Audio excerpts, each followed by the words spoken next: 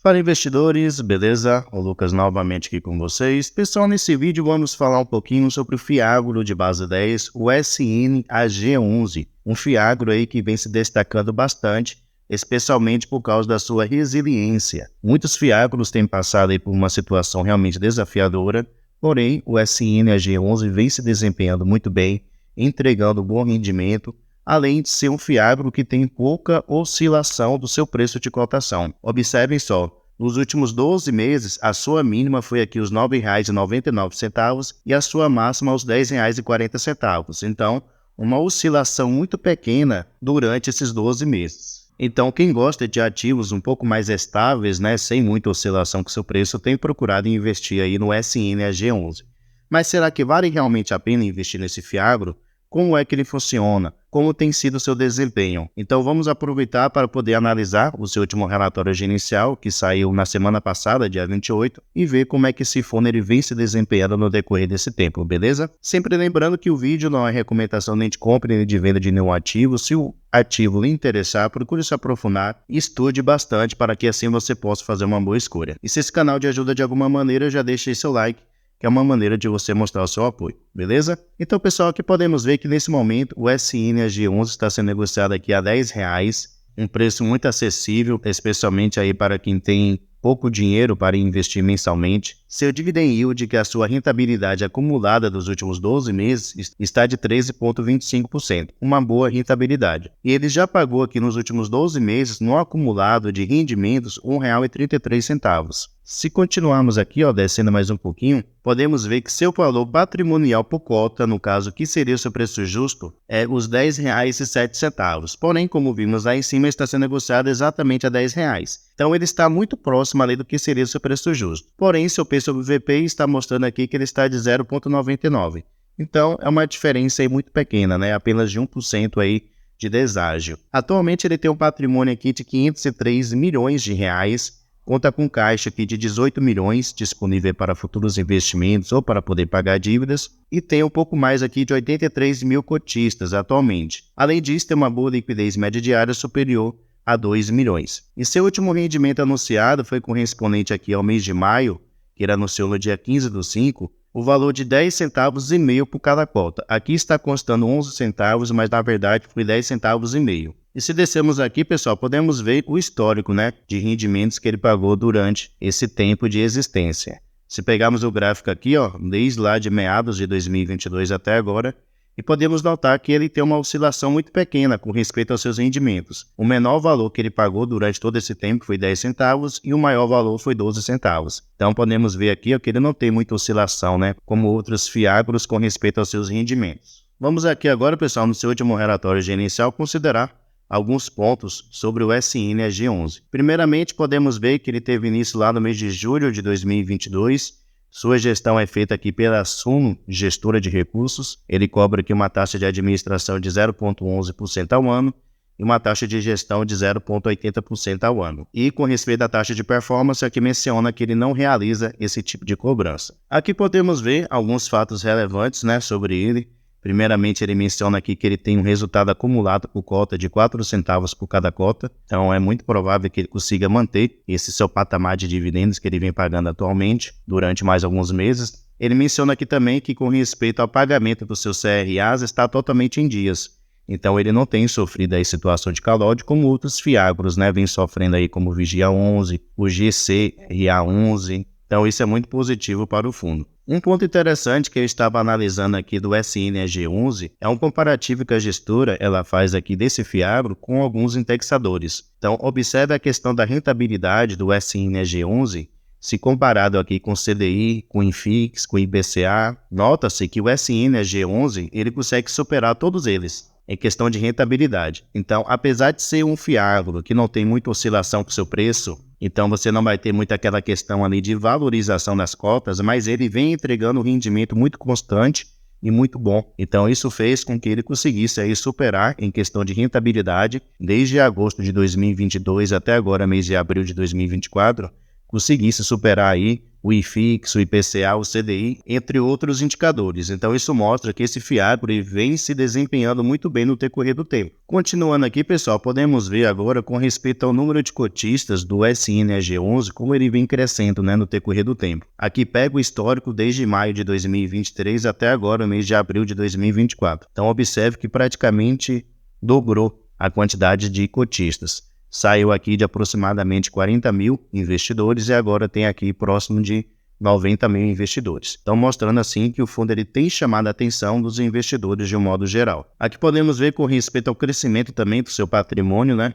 Há 12 meses atrás ele estava aqui com 302 milhões de patrimônio, agora está na faixa aqui de 504 milhões. Então seria interessante esse fiagro, né, fazer uma nova emissão, já que ele vem se desempenhando muito bem. Poderia, no caso, aproveitar essa boa fase, né, para realizar mais uma emissão e poder crescer ainda mais. Aqui, pessoal, podemos ver o seu resultado financeiro correspondente ao mês de abril de 2024. Então, podemos notar o seguinte, que durante o mês de abril ele teve uma receita total aqui de 5,3 milhões de reais, que foram provenientes aqui dos juros dos seus CRAs, também dos aluguéis que ele recebeu dos imóveis que ele tem, e também dos juros que ele recebeu dos ativos que ele tem na renda fixa. Descendo aqui, podemos notar que ele teve uma despesa total aqui de 375 mil reais, que foram aí despesas operacionais, né, do fundo. E descendo aqui, a gente pode ver o seguinte. Então, pegando aquele valor lá que ele gerou de 5,3 milhões, somando aqui com a sua reserva de lucro e diminuindo pelas suas despesas, ele ficou com um resultado final de 6,4 milhões de reais. E ele distribuiu em rendimentos o valor aqui, ó, de 5,2 milhões de reais. Então, dessa maneira, ele ainda ficou com um resultado não distribuível no valor aqui, ó, de 1,2 milhões de reais. Como eu mencionei, ele pode usar esse resultado para ele continuar pagando aí 10 centavos e meio por cada cota durante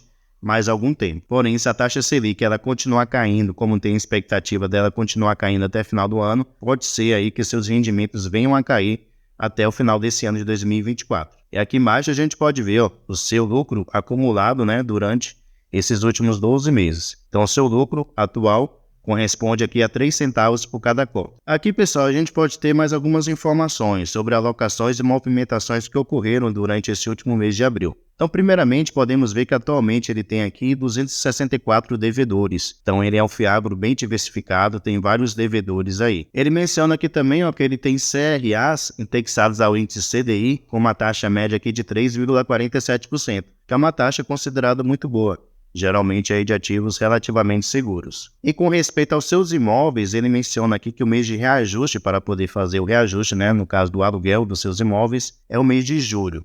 Então já no próximo mês haverá aí reajuste com respeito aos aluguéis dos imóveis que atualmente ele tem. Então aqui ele vai mostrar os CRAs que atualmente ele tem e mais embaixo ele mostra também os imóveis. Então aqui a gente pode ver o CRA da Boa Safra, né, que é seu principal investimento atualmente. É aqui que ele tem a maioria dos seus devedores de CRAs e que na sua grande maioria atuam aqui no setor da soja. Ele tem também exposição aqui ao setor de café e de laticínios. Continuando aqui embaixo a gente pode ver os dois imóveis, né, que atualmente ele tem, que também são locados aqui para a Boa Safra Sementes. Aqui a gente já pode ter uma noção maior da sua exposição por ativo, como eu mencionei. Seu principal investimento está aqui nos CRAs pulverizados da Boa Safra, que atualmente corresponde a 67% do seu patrimônio está alocado para aqueles devedores do segmento da soja. Descendo mais um pouquinho aqui, a gente pode ver a sua exposição por tipo de ativo. Então, atualmente, seu principal investimento são os CRAs,